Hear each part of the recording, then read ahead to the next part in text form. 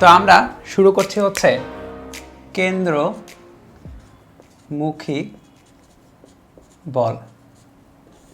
আচ্ছা, তো কেন্দ্রমুখী বল টপিকটা থেকে বোঝা যায় যে কেন্দ্রের দিকে যে বলটা থাকে, এই বলটা কেন প্রয়োজন হয় এটাকে প্রথমে বুঝতে হবে। তো বলটা প্রয়োজন হয় হচ্ছে হলো কেন্দ্রকে আবর্তন করে বৃত্তাকার পথে ঘুরতে।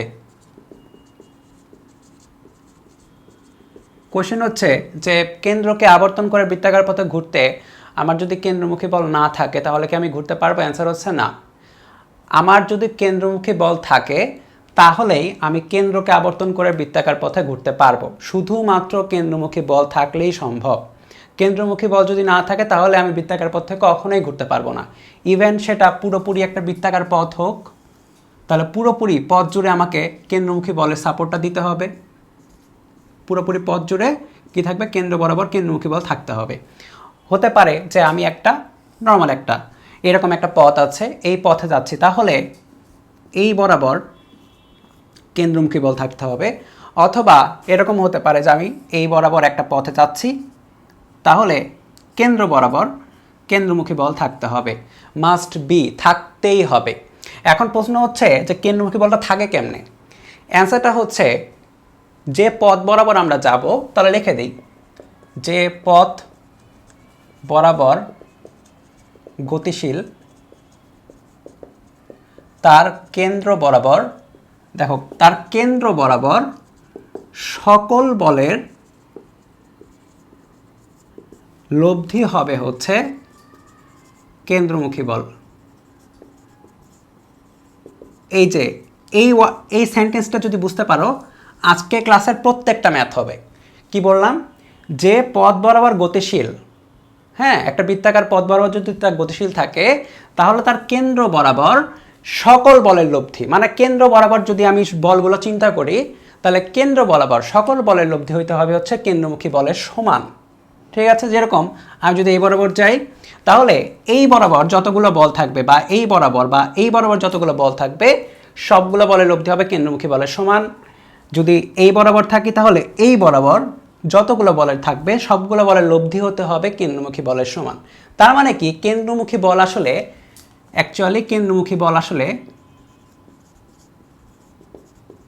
কেন্দ্র বরাবর সব বলের লব্ধি। এখন কেন্দ্র বরাবর বা কেন্দ্র রেখা বরাবর হাজার হাজার বল থাকতে পারে, হাজার হাজার বলের লব্ধি হবে কেন্দ্রমুখী বল। ঠিক আছে? তুমি এমন না যে কেন্দ্রমুখী বল হুট করে তুমি পয়দা করে দিলা, ওইরকম কিছু না। সবার মিলে ইফেক্টটা যেটা হবে সেটা হবে কেন্দ্রমুখী বল। রৈখিক ক্ষেত্রে যেটা ছিল, মনে করো যে একটা বস্তুর উপরে অজস্র বল কাজ করছে, তাহলে এফ নেট যেটা হতো, আমরা এম ভরের বস্তু হলে এটা লিখতে পারতাম F net equal to M into A net, তাই তো? রৈখিক। কিন্তু কৌণিক ক্ষেত্রে যেখানে আমরা বৃত্তাকার পথে ঘুরব, কৌণিক ক্ষেত্রে এফ নেটটা লিখতে হবে হচ্ছে M V square by R, বা কেন্দ্রমুখী বলের সমান। এখন প্রশ্ন ওঠে ভি কি আর কি? যদি এই চিত্রটা দেখাই, ধরি যে একটা বস্তু মনে করো বৃত্তাকার পথে ঘুরতেছে, তাহলে বৃত্তাকার পথে স্পর্শক বরাবর যে বেগটা, খেয়াল করে বৃত্তাকার পথে স্পর্শক বরাবর যে বেগটা সেটাই হবে ভি, আর কোনো বরাবর না, শুধু স্পর্শক বরাবর যে বেগটা, মানে যে কোনো মোমেন্টে রৈখিক বেগটা হচ্ছে ভি। ঠিক আছে? আর কি? আর হচ্ছে অনেক সোজা, ব্যাসার্ধ, M B square by R. আর তুমি যদি চাও এটাকে ওমেগা আর দিয়ে লিখতে, V is equal to omega R, তাহলে আমি লিখবো হচ্ছে এম ওমেগা স্কোয়ার আর। ঠিক আছে? এখন আজকে আমাদের ক্লাসের ফুল ফোকাসটা থাকবেই হচ্ছে এত কিছু ঘিরে, এবং মেইন যে জিনিসটা বসগিরি করবে বা মেইন যে কনসেপ্টটা নিয়ে বারবার কথা হবে সেটা হচ্ছে এইটা। ঠিক আছে? আমি এটা বুঝে নিলাম কিন্তু, তাহলে আমরা শুরু করতে পারি। বিভিন্ন স্টাইলের ম্যাথ আছে, বিভিন্ন টাইপেরও ম্যাথ আছে। তো অনুভূমিক তলা আমরা অনেকভাবে ঘুরাইতে পারি, দড়ি দিয়ে ঘুরাইতে পারি, স্প্রিং দিয়েও ঘুরাইতে পারি। তাহলে আমরা প্রথমে দেখবো দড়ি দিয়ে, তারপর দেখবো স্প্রিং দিয়ে। অনুভূমিক তলে ঘূর্ণন। ঠিক আছে? ওকে, অনুভূমিক তলে যদি ঘূর্ণাইতে চাই, ধরো যে একটা বস্তুকে ধরে নিয়ে অনুভূমিক তলে জাস্ট ঘোরাচ্ছি, মনে করো যে লাঠি তুমি নিছো, লাঠি নেওয়ার পরে একটা দড়ি দ্বারা কী করছো, অনুভূমিক তলে তাকে ঘুরাচ্ছ। তাহলে অনুভূমিক তলে তুমি যখন যাকে ঘুরাচ্ছ তখন খেয়াল করো যে কোনো মোমেন্টে গতিপথ স্পর্শক বরাবর অবশ্যই একটা কি থাকবে, রৈখিক বেগ থাকবে। ধরলাম এম ভরের বস্তু আছে এবং আর হচ্ছে এতটুকু, ঠিক আছে, আর হচ্ছে এতটুকু। তাহলে এখানে কি কি বল কাজ করছে খেয়াল রাখবা, সবগুলা বলের লব্ধি হবে কেন্দ্রমুখী বলের সমান। তবে কথা আছে, কার উপরে লব্ধি? লব্ধিটা হচ্ছে যে ঘুরবে তার উপরে, ঠিক আছে, এর উপরে না। মনে করো মানে এই নোকটাকে না, যাকে কেন্দ্র করে তুমি ঘুরাচ্ছ সে কীরকম বল ফিল করতেছে ওটা আমরা দেখবো না, আমরা দেখবো হচ্ছে যে ঘুরতেছে তার উপরে কীরকম বল ফিল হচ্ছে সেটা, ঠিক আছে। এই বেড়ায় ঘুরতেছে, তাহলে এর উপরে যেসব বল ফিল হচ্ছে, কোন বল ফিল হচ্ছে, এর উপরে এই দিক বরাবর টান বল ফিল হচ্ছে, সুতার টান। এবং এই দিক বরাবর কি কোনো বল ফিল হচ্ছে? অ্যান্সার হচ্ছে হচ্ছে হচ্ছে কেন্দ্রবিমুখী বল নামে একটা বল আছে। ঘূর্ণনশীল থাকলে সেটা বোঝা যায়, ওইটা আমরা যদি লাগে কোনো ম্যাথ করতে করাবো, ঠিক আছে। ব্যাংকিংয়ের জিনিস করতে গেলেই করানো লাগবে, তারপরে নেক্সট ক্লাসে সেটা আলোচনা হবে। কিন্তু কেন্দ্রবিমুখী বল নামে একটা বল আছে, ঘূর্ণনশীল ক্ষেত্রে সেটা দেখা যায় শুধুমাত্র ঘূর্ণনশীল কাঠামোতে, পরে আসতেছি। তাহলে এর উপরে আপাতত যেটা আছে সেটা হচ্ছে ভিতর দিক বরাবর একটা কেন্দ্র, দেখো ভিতর দিক বরাবর একটা টান বল আছে। এর উপরে কি আর কোনো বল আছে এখন? দেখো আছে তো, নিচের দিক বরাবর এমজি। কিন্তু শর্তটা কী ছিল? শর্তটা হচ্ছে যে রেখা বরাবর সে ঘুরবে বা যে বৃত্তাকার পথ বরাবর সে ঘুরবে সেই বৃত্তাকার পথের কেন্দ্র বরাবর সবগুলা বলের লব্ধি হতে হবে কেন্দ্রমুখী বলের সমান। এটার এই বরাবর কোনো উপাংশ আছে? অ্যান্সার হচ্ছে না, 90 ডিগ্রিতে উপাংশ নেই, কজ 90 0। তার মানে এই বরাবর যে বলটা আছে সেটাই হচ্ছে কেন্দ্রমুখী বল। টান বলটাই এখানে হচ্ছে এফসি ইকুয়াল টু mv²/r, ঠিক আছে। এটা গেল হচ্ছে দড়ি, অবশ্যই ভরহীন দড়ি, আমাদের সিলেবাসটা বেশিরভাগ ভরহীন দড়িটাই লেখা হয়। আচ্ছা, এবার দেখব হচ্ছে স্প্রিংয়ে দিলে কি হবে। এটাও ভরহীন স্প্রিং, হ্যাঁ। তাহলে আমি যেটা করছি সেটা হচ্ছে সেম সেটআপে একদম পুরোপুরি সেম একটা স্প্রিং লাগিয়ে দিচ্ছি, ঠিক আছে, স্প্রিং লাগিয়ে দিচ্ছি। এখন স্প্রিং লাগালে কী হবে বলো তো? দড়িতে থাকলে যেটা হয়, যে টানটা সে ফিল করে, স্প্রিংও একই রকমই বল অনুভব করবে। তবে এখানে কথা আছে, সেটা হচ্ছে আমি ধরলাম এটা স্প্রিং ধ্রুবক হচ্ছে কে, স্প্রিং ধ্রুবক হচ্ছে কে। এখন দেখো স্প্রিংয়ের উপরেও কিন্তু একটা বল ফিল হবে। কেমনে? দেখো এম ভরের বস্তু এখানে থাকলে যেটা হবে, এই পাশ বরাবর তো টি একটা আছেই, টান, তাই না? এখন এম ভরের বস্তুটা দড়ি সহ এই পাশ বরাবর একটা টি পরিমাণ বল দিবে, তাই না? টি পরিমাণ তো একটা বল দিচ্ছে। এখন টি পরিমাণ বলটা পাওয়ার ফলে যেটা হবে, স্প্রিংয়ের দৈর্ঘ্য কিন্তু বৃদ্ধি পাবে, একটু হলেও বৃদ্ধি পাবে, তাই না? তাহলে ধরি স্প্রিংয়ের আদি দৈর্ঘ্য হচ্ছে এল, দৈর্ঘ্য বৃদ্ধি হচ্ছে এক্স, রাইট? আদি দৈর্ঘ্য হচ্ছে এল, দৈর্ঘ্য বৃদ্ধি হচ্ছে এক্স। তাহলে ব্যাসার্ধ যেটা, গতিপথের ব্যাসার্ধ হচ্ছে, দেখো ঘুরাচ্ছ তুমি, দৈর্ঘ্য বৃদ্ধি অবস্থায় কিন্তু ঘুরাচ্ছ, গতিপথের ব্যাসার্ধটা হচ্ছে এল প্লাস এক্স, রাইট? এল প্লাস এক্স। এখন যে পরিমাণে টান কাজ করছে সেটা হচ্ছে কে ইন্টু এক্স, এগুলো তো আমরা সবাই জানি, তাই না? কে ইন্টু এক্স। তাহলে আমরা কি লিখতে পারি? টি ইকুয়াল টু mv²/r। দেখো আগের মতোই জাস্ট, তাহলে কি লেখা যাচ্ছে? M car M? বস্তুটার এম। আমরা কিন্তু স্প্রিংয়ের ভর নিয়ে কাজ করছি না, আমাদের এখানে সিলেবাসে ভরহীন স্প্রিংটাই আছে। mv²/r, আর এর ভ্যালু কত? এল প্লাস এক্স, ঠিক আছে। আর টি ইকুয়াল টু কত? টি ইকুয়াল টু হচ্ছে K into X, right? T equal to হচ্ছে কে ইন্টু এক্স। আচ্ছা, তো আমরা এখন টুকটাক মনে করো যে এই টাইপেরই কিছু ম্যাথ করে ফেলি, তারপর আমরা নতুন টাইপে ঢুকবো। 1200 নিউটন পার মিটার স্প্রিং ঢুকবো। আমি একটু আবার আঁকাই, হ্যাঁ, লাস্ট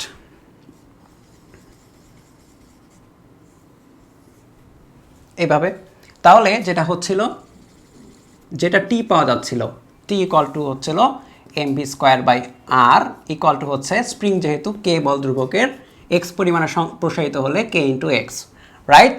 এখন এটার আদি দৈর্ঘ্য ছিল এল, পরে দৈর্ঘ্য বৃদ্ধি হয়েছিল এক্স, তাহলে নতুন আর ইকুয়াল টু লেখা যাচ্ছে এল প্লাস এক্স। এটা হচ্ছে এম ভরের বস্তু, তাহলে যেটা লেখা যাচ্ছে এম বি স্কোয়ার এল প্লাস এক্স কে এক্স, রাইট? আর তো কিছু নাই। আচ্ছা, তাহলে দেখো এখানে রেডিয়ান পার সেকেন্ড কৌণিক বেগের কথা বলা আছে, রাইট? কৌণিক বেগ, তো আমরা যেটা জানি টি ইকুয়াল টু বা F C equal to M B square by R বা M omega square R, V equal to ওমেগার বসালে এটা চলে আসে। ঠিক আছে, তাহলে আমরা একটু চেঞ্জ করি, এম ওমেগা স্কোয়ার আর। দেখো এম এর ভ্যালু কত? 3 কেজি ভর। ওমেগার ভ্যালু কত? 10 radian per second.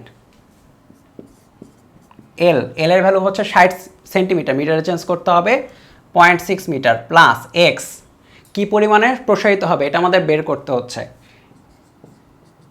Equal to K x. কে এর ভ্যালু কত? 1200, 2x 0.2 মিটার বা 20 সেন্টিমিটার পরিমাণ সে প্রসারিত হবে। ঠিক আছে, এখন তোমার যদি চাইতো এই প্রশ্নে পেঁচাইতে পারে আরও, যেরকম বলতো যে স্প্রিংয়ে কী পরিমাণ বিভব শক্তি সঞ্চিত হবে নির্ণয় করো, হাফ কে এক্স স্কোয়ার করে দিলেই হইতো তাহলে, তাই না? তাহলে বলো আর একটু মনে করা যায় আরেকটা পোর্শন দেওয়া যায় যে স্প্রিংয়ে কী পরিমাণ বিভব শক্তি সঞ্চিত হবে। তো তোমরা এটা খাতায় নোট করার সময় একটু লিখে নিও, কী পরিমাণ বিভব শক্তি সঞ্চিত হবে, হাফ কে এক্স স্কোয়ার। এক্সের ভ্যালু পেয়ে গেছে, কে এর ভ্যালু তো দেওয়াই আছে। ওকে, আচ্ছা আমরা নেক্সট ম্যাথে যাই। ওকে, তো দেখো এটা বেশ সোজা, খুব সোজা না, মিডিয়াম লেভেলের একটা ম্যাথ। 1 মিটার লম্বা একটি সুতা সর্বোচ্চ 16 কেজি ভর সহ্য করতে পারে। তার মানে তোমার যে তারটা দেওয়া আছে, এটা ধরলাম তার 1 মিটার লম্বা, সেটা 16 কেজি পরিমাণে ভরযুক্ত সহ্য করতে পারে, এর বেশি সে সহ্য করতে পারবে না। সর্বোচ্চ ক্ষমতা হচ্ছে 16 কেজি ভর। যদি 1 কেজি ভরের একটি কোনো বস্তুকে এক প্রান্তে বেঁধে অনুভূমিক তলে ঘোরানো হয়, তাহলে কি হচ্ছে?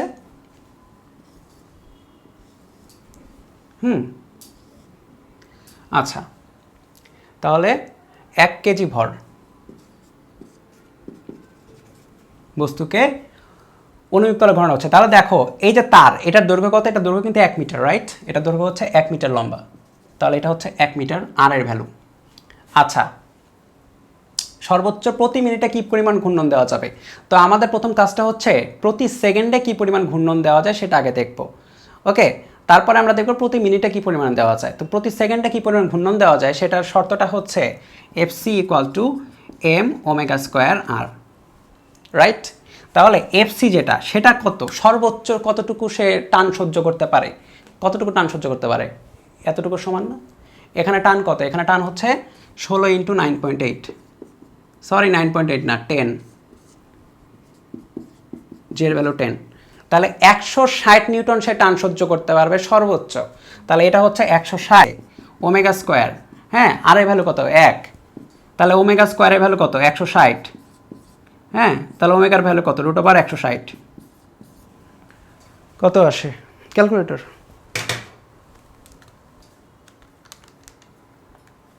12.649 রেডিয়ান পার সেকেন্ড।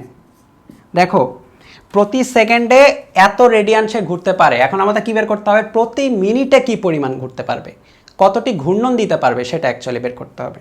তাহলে দেখো একটা যদি ঘূর্ণন দেয়, মনে করো একটা বৃত্তাকার পথে যদি ঘূর্ণন দেওয়া হয়, তাহলে কত কোণ ঘোরা হয়? টুয়াইস পাই, তাই না? তাহলে 2 পাই রেডিয়ানে হচ্ছে একটা ঘূর্ণন। তাহলে আমরা এখন একটু বের করি, ঐকিক নিয়ম করি। তাহলে 1 সেকেন্ডে ঘুরে 12.649 রেডিয়ান। সুতরাং 1 মিনিটে আগে দেখি 60 সেকেন্ডে ঘুরে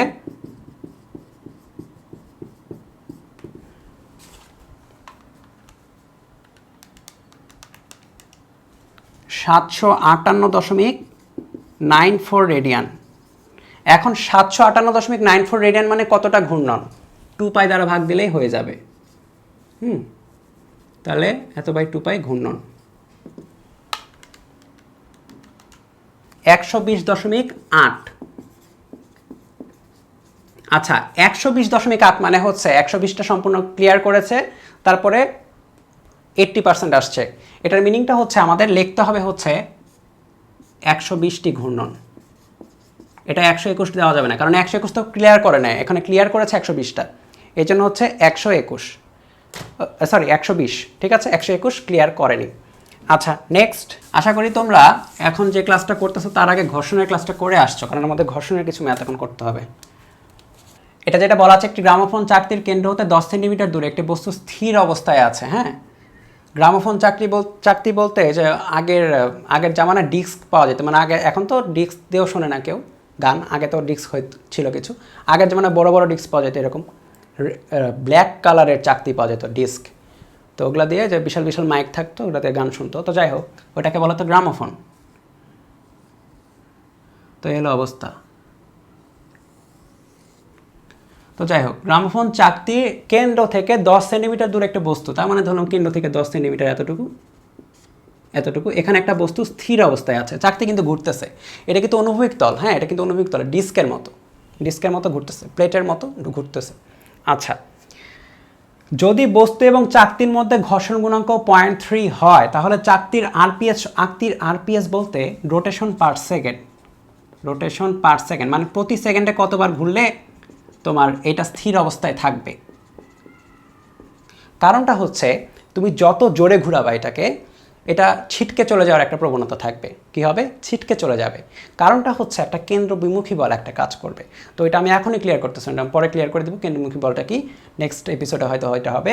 তো যাই হোক, তা আজকে আপাতত জেনে রাখো যে যেটা হবে সেটা হচ্ছে যে ঘুরতে থাকে যে কোনো একটা পজিশনে, এই ব্যাটা এই দিক বরাবর মনে করো যে সেন্ট্রিফিউগাল এই ফোর্সটাতে বের হয়ে চলে যেতে চাইবে, কেন্দ্রবিমুখী বলে বের হয়ে চলে যেতে চাইবে।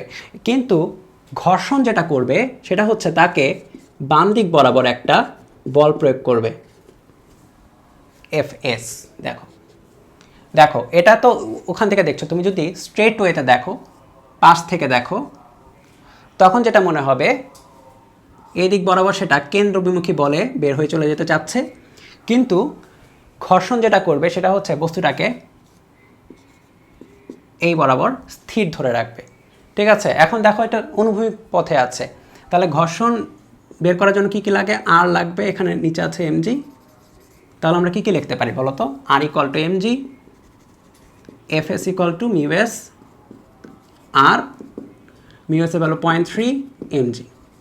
দেখো মিউএসের ভ্যালু হচ্ছে 0.3, ঠিক আছে। তাহলে এফএস এর ভ্যালুটা পাওয়া গেল।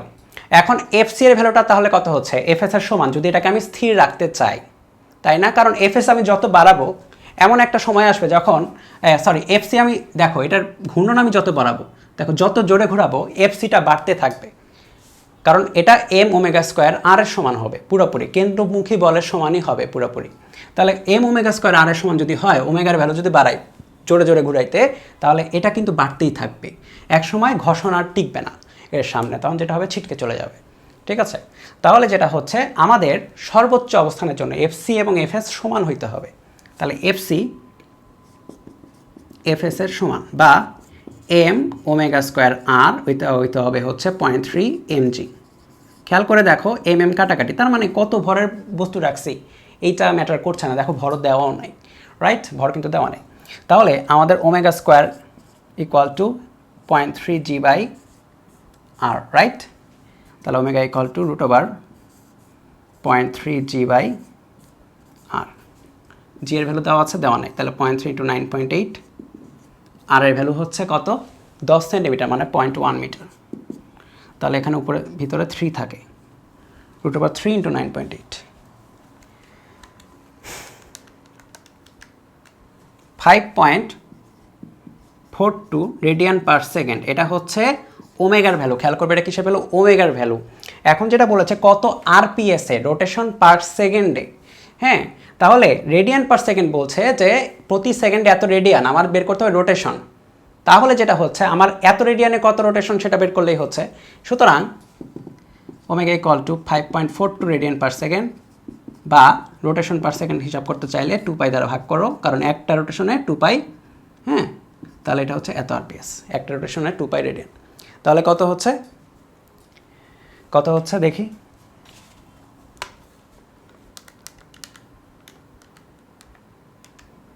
.86 আরপিএস। এটা হচ্ছে আমাদের অ্যান্সার, যে 0.86 আরপিএসে যদি এটাকে ঘুরাই, তাহলে সর্বোচ্চ এতটা ঘুরাইলে এটা এখন স্থির থাকবে, তার যদি বেশি ঘুরাই তাহলে বস্তুটা বের হয়ে চলে যাবে। ওকে, তাহলে আমরা দেখব হচ্ছে উল্লম্ব তলে ঘূর্ণন। ঠিক আছে, উল্লম্ব তলে ঘূর্ণন। এখন দেখো উল্লম্ব তলে যে ঘূর্ণন সেটা করার জন্য চিন্তা করতে হবে প্রথমে যে এম ভরের একটা বস্তুকে নিয়ে আমরা ঘোরাচ্ছি, রাইট? একটা নির্দিষ্ট বৃত্তাকার পথে, ধরলাম আর বৃত্তাকার পথে। তাহলে আমরা চিন্তা করি যে এটার ব্যাসার্ধ আর, তাহলে এটা এতটুকু আর, এতটুকু আর, এতটুকু হচ্ছে আর। পারফেক্ট হয় নাই আঁকানো, পটেটো হয়ে গেছে, তাও মনে করো যে এটা বৃত্ত। হ্যাঁ, মনে করি এটা একটা বৃত্ত, তাহলে মনে করা হয়ে গেল, শেষ। তাহলে এটা হচ্ছে লোয়েস্ট পয়েন্ট, আমি ধরলাম এ। অনুভূমিক পয়েন্ট এটা ধরলাম বি। হাইয়েস্ট পয়েন্ট আমি ধরলাম সি। ঠিক আছে, আমরা একটা বস্তুকেই ঘোরাবো। অবশ্যই দড়ি দ্বারা যুক্ত করেছি, তাই না? দড়ি ছাড়া কেমনে হবে? দড়ি ছাড়া তো আর হবে না, দড়ি দ্বারা যুক্ত করেছি। আচ্ছা, ঘোরাচ্ছি, ফাইন। তাহলে খেয়াল করে দেখো, এটা ব্যাসার্ধ আর, এটা আর, এটা আর, এই তো। এখন এম ভরের বস্তু এখানে আছে, এখানে আছে এবং এখানে আছে। তাহলে আমরা প্রথমে দেখব হচ্ছে সর্বনিম্ন বিন্দুতে কি হচ্ছে সেটা দেখব।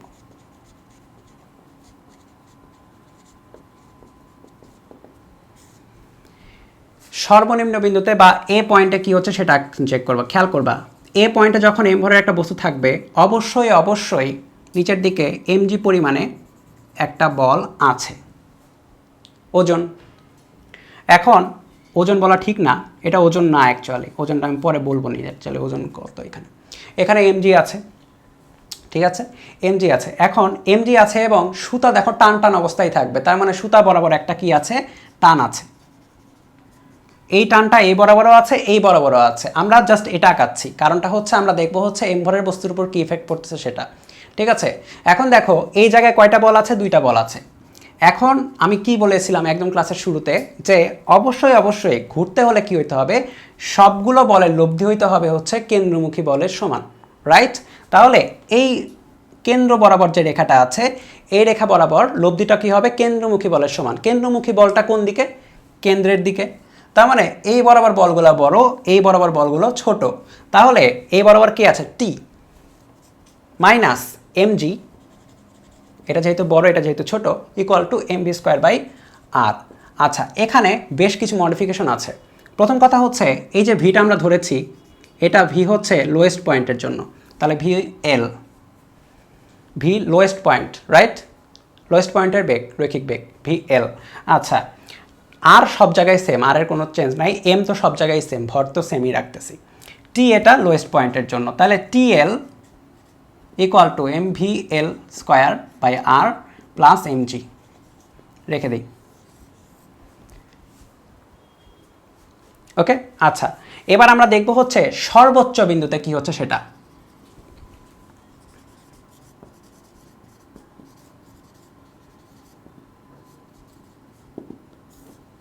না, সর্বোচ্চ বিন্দুকে সি বলেছি, তাই তো? সর্বোচ্চ বিন্দুতে তাহলে এখানে যাই। এখানে কি হচ্ছে, এখানে অবশ্যই অবশ্যই নিচের দিকে কি কাজ করছে বলো তো, এমজি কিন্তু কাজ করছে, এমজি কাজ করছে নিচের দিকে।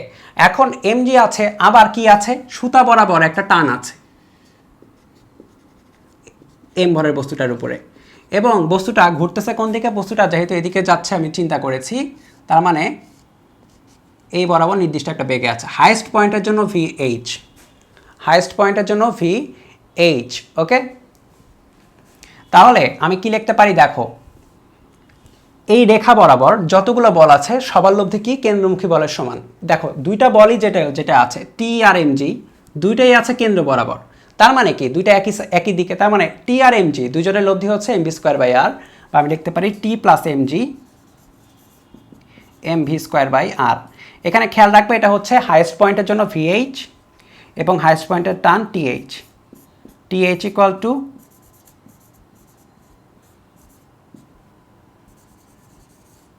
এইটা। ঠিক আছে, এখন যদি আমি জিজ্ঞেস করি যে সর্বোচ্চ ও সর্বনিম্ন বিন্দুতে টানের পার্থক্য ডেল টি, কোথায় টান বেশি বলো তো? অবশ্যই নিচে টানটা বেশি হবে। কারণটা হচ্ছে তুমি মনে করো তুমি এখানে দাঁড়ায় আছো, মাঝখান থেকে ঘোরাচ্ছ, তাহলে উপর দিকে একটা বস্তুকে উপরের দিকে নেওয়ার সময় তোমাকে একটু বেশি এফোর্ট দিতে হবে, এখানে এফোর্টটা কম দিলেও হবে। ঠিক আছে, তাহলে নিচে কিন্তু টানটা বেশি, এখানে টানটা কম। তাহলে ডেল টিটা মানে হচ্ছে T lowest point minus T highest point equal to যেটা আসবে M V L square by R plus M G minus M V H square by R minus minus plus M G. এটা হচ্ছে actual del T. ঠিক আছে, এখন একটা case আছে, যদি কেস এটা অ্যাকচুয়ালি যদি V H equal to V L হয়, মানে এইখানে যে বেগটা এখানকার বেগ যদি সমান হয়, অ্যাকচুয়ালি এটা শক্তির সংরক্ষণশীলতা তাহলে মানবে না। যদি এটা সমান হয়, ইন এনি কেস যদি সমান হয়, তাহলে তাহলে লেখা যাবে এটা এটা সমান, তাহলে এটা এটা কাটাকাটি, তাহলে ডেলটিটা হবে হচ্ছে 2mg। কিন্তু এটা শক্তি সংরক্ষণশীলতা মানবে না। এটা অ্যাকচুয়ালি আমাদের বানানো প্রশ্ন, বাংলাদেশিদের বানানো প্রশ্ন, টানের পার্থক্য নির্ণয় করো। ঠিক আছে, এই জন্য পড়ালাম। অ্যাকচুয়ালি এটা হবে না, অ্যাকচুয়ালটা হচ্ছে এটা। পার্থক্য থাকবে অবশ্যই, নিচে বেগটা বেশি হবে, উপরে বেগটা কম হবে। হ্যাঁ, উপরে বেগটা কম হবে, নিচে বেগটা বেশি হবে। আচ্ছা, রাইট। এরপরে আমরা দেখব হচ্ছে বি বিন্দুতে। বি বিন্দুতে কি হচ্ছে, তাহলে বি বিন্দু মানে হচ্ছে অনুভূমিক পজিশনে।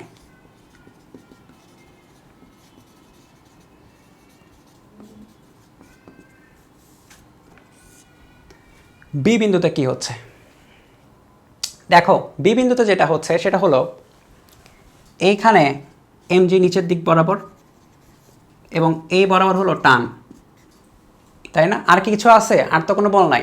এখন চিন্তা করে বলো আমাকে যে কেন্দ্র বরাবর সব বলের লব্ধি হবে কেন্দ্রমুখী বলের সমান। ওই যে দ্বিতীয় লাইনটা যেটা নিয়ে আমরা প্রথমেই কথা বলছি 5 মিনিটের মধ্যেই, ক্লাসের শুরুর।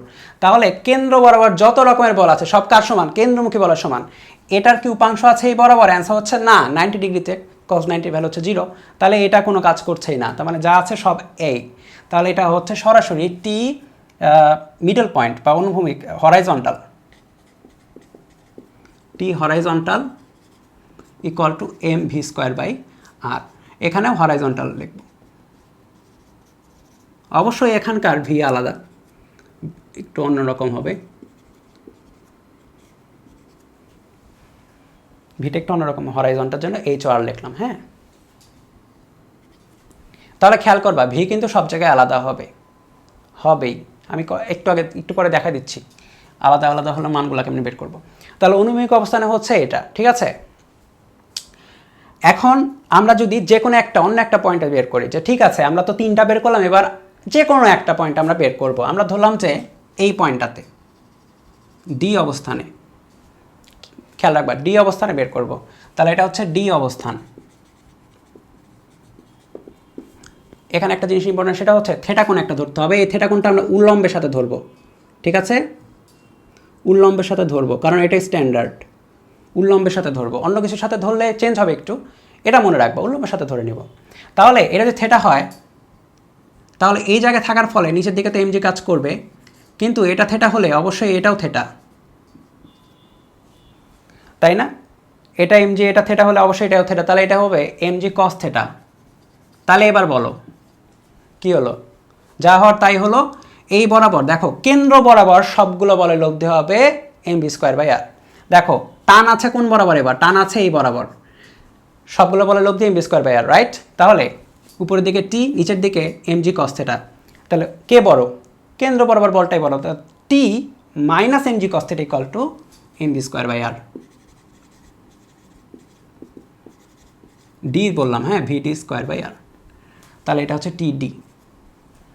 ডি না বলে যে কোনো থেটা বলি, থেটা বেশি স্ট্যান্ডার্ড হয়ে যায়, স্ট্যান্ডার্ডাইজ করি যে কোনো একটা থেটা পয়েন্টে আমরা এটা বের করতে। থেটা দেখো, থেটার ভ্যালুটা অবশ্যই লম্বের সাথে নিব, হ্যাঁ, অন্য কিছুর সাথে না। তাহলে টি থেটা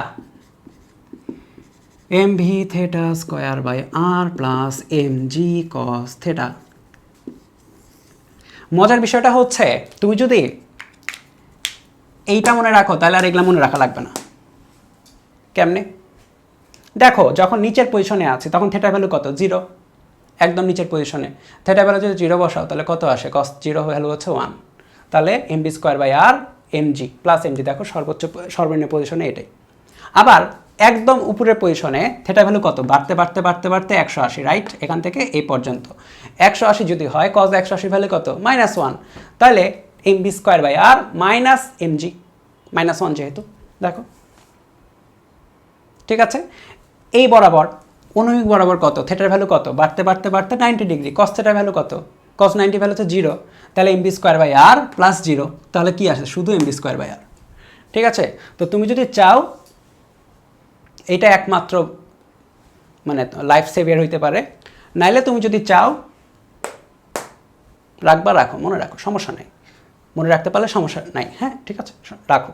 আচ্ছা, আরেকটা যেটা কথা বলছিলাম যে এখানে বেগ এবং এখানকার বেগ আলাদা, অবশ্যই আলাদা হবে। কেন আলাদা হবে বলবো, কারণ হচ্ছে এই জায়গার মোট শক্তি, ধরো এর একটু সরাই আমি, হ্যাঁ এটাকে আবার আঁকাই মাঝখানে,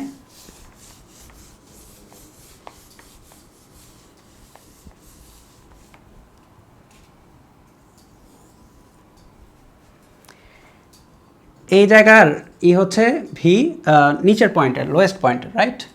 এটা ভি হাইয়েস্ট পয়েন্ট, এই দুইটা দিয়ে দেখাই। দেখো এই জায়গার মোট শক্তি কত, দেখো আমরা যান্ত্রিক শক্তির নিত্যতা ইউজ করবো, রাইট? তার মানে আমরা ইউজ করবো হচ্ছে গতিশক্তি আর বিভব শক্তির যোগফল কত, সমান থাকবে, এখানেও যা থাকবে এখানেও তাই থাকবে।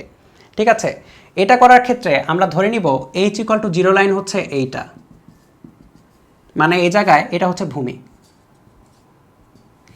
H=0 লাইন ধরাটা ইম্পর্টেন্ট, কাজ শক্তি ক্ষমতায় গেলে এটা বুঝতে পারবা। এটা যদি আমি অন্য জায়গায় ধরতাম একই অ্যান্সার আসবে, রাইট? পুরোপুরি একই অ্যান্সার আসবে, তোমার সুবিধা মতো এটা ধরা যায়। H=0 পয়েন্ট এটা, তাহলে এই জায়গায় বিভব শক্তি থাকবে না, থাকবে হচ্ছে শুধু গতিশক্তি, রাইট? তাহলে এই জায়গায় যে গতিশক্তিটা থাকছে সেটা হচ্ছে, আমি একটু সরাই দিই এগুলো, হ্যাঁ তাহলে মনে রাখবা এটা হচ্ছে আমরা H=0 নিচ্ছি।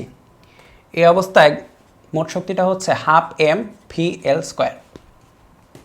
গতিশক্তি বিভব শক্তি নাই কোনো, H=0 আছে। আচ্ছা, তাহলে এটা গেল এই পজিশনের মোট এনার্জি, ইকুয়াল টু হবে এই পজিশনের মোট এনার্জি 12mv/h²। কিন্তু এই জায়গায় দেখো একটা উচ্চতা পাওয়া গেছে, তার মানে ওই উচ্চতার কারণে কি হবে, একটা বিভব শক্তি পাবো। উচ্চতা কত, এটার ব্যাসার্ধ যদি হয় আর, তাহলে পুরো ব্যাস, তার মানে হচ্ছে টয়েস আর। mm কাটাকাটি দাও, 2 দ্বারা গুণ দিয়ে mm কাটাকাটি দিই,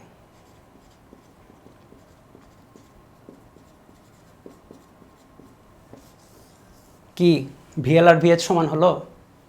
অ্যান্সার হচ্ছে না। তার মানে ওই যে ওই কেসটা ফাউল একটা কেস, তা আমরা পড়বো, আমাদের দেশে আসে, ঠিক আছে? ওইটা হ্যাঁ ওইটা ঠিক আছে, এটা তো একদম ভুল তা না। মনে করো যে এটা হচ্ছে বেগ হচ্ছে 0.0012 আর এটার বেগ হলো 0.0011, তাহলে ধরা যায় যে ভাই ঠিক আছে দুইটা মোটামুটি সেম। কিন্তু তুমি যদি একটা বড় সিস্টেমে যাও, যেরকম রোলার কোস্টারের ম্যাথ দেখবা বিভিন্ন বইয়ে আছে, হ্যাঁ সেই ম্যাথগুলো করার সময় আবার ঠিকই দেখবা এইভাবে চিন্তা করছে, কিন্তু এগুলা ম্যাথ করানোর সময় আবার চিন্তা করছে যে সব বেগ সমান, তাহলে হইলো কিছু হলো তো কিছু হলো না, তাহলে প্রত্যেক জায়গায় বেগ আলাদা হবে। এখন যদি প্রশ্নে ডাটা কম দেওয়া থাকে, ডাটা মনে করো একটারই দেওয়া যে এত কণিক বেগে বা এত রৈখিক বেগে ঘুরতেছে, তখন ধরে নিবা সব এক, ইজি করে দিল তোমার জন্য, ইজি করে নাও, তাই না? লাড্ডু দিছে, তোমার তো এটাকে বিরিয়ানি বানানোর দরকার নেই, লাড্ডুই খেয়ে ফেলো, তাহলে ইজি করে দিছি, ইজি করে ফেলবা। আর যদি দেওয়া থাকে ডাটা, তাহলে অবশ্যই এইভাবে চেক করতে হবে। আর রোলার কোস্টারের ম্যাথ যখন আসবে তখন তো এটাতে আবার আসবো, ঠিক আছে? তাই হলো কথা। এখন আমরা এই টাইপের কিছু ম্যাথ দেখব।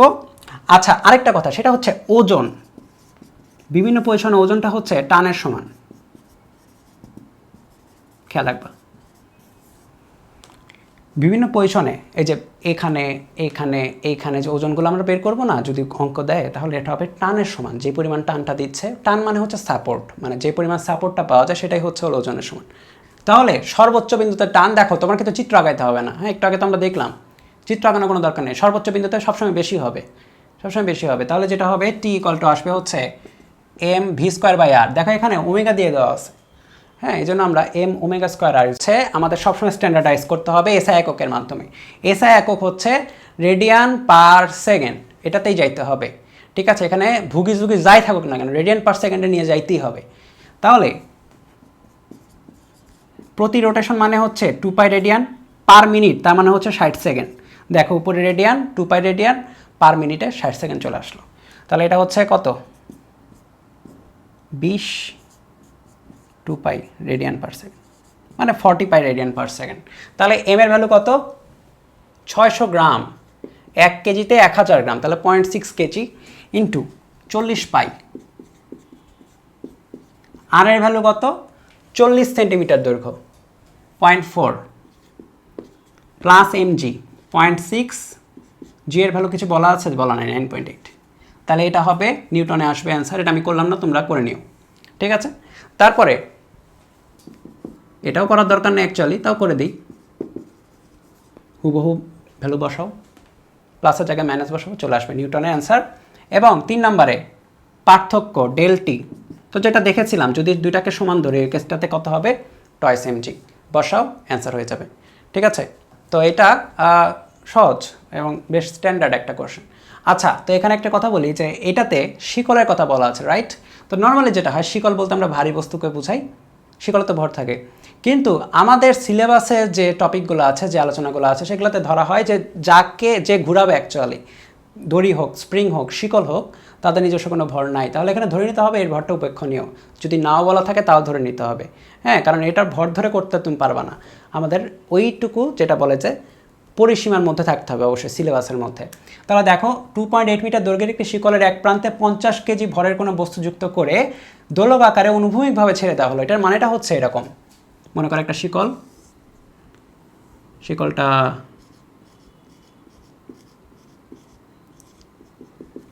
অনুভূমিকভাবে রাখছে, হ্যাঁ, তারপর এটা ছেড়ে দিছে। তাহলে ছেড়ে দিলে যেটা হবে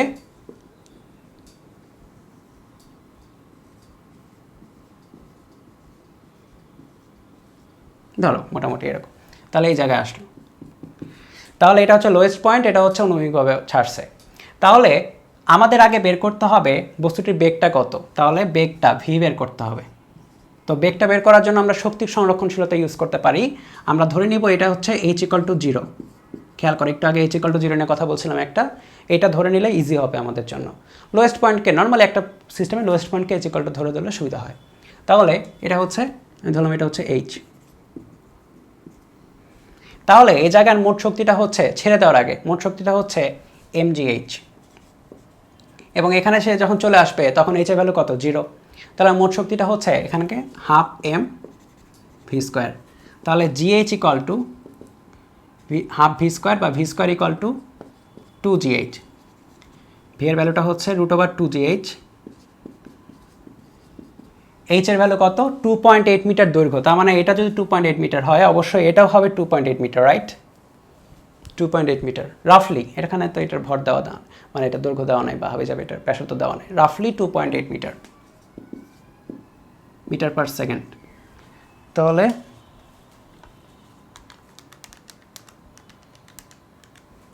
(7.4081 মিটার পার সেকেন্ড), এটা হচ্ছে ভি এর ভ্যালু। তাহলে প্রথমটা গেল।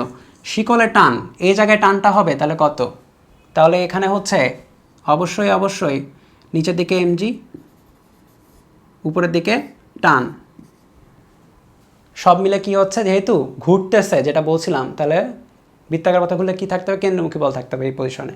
তাহলে কেন্দ্রমুখী বল উপরের দিক বরাবর, তখন উপরের দিক বরাবর বলটাই বড়, টি বড় এমজির চেয়ে, T minus MG mv²/r, t = mv²/r plus MG. M এর ভ্যালু 50 কেজি না, ভি এর ভ্যালু 7.4081, আর এর ভ্যালু 2.8, 50 × 9.8। দেখি কত আসে, বড় ভালো আসবে একটা, আসুক।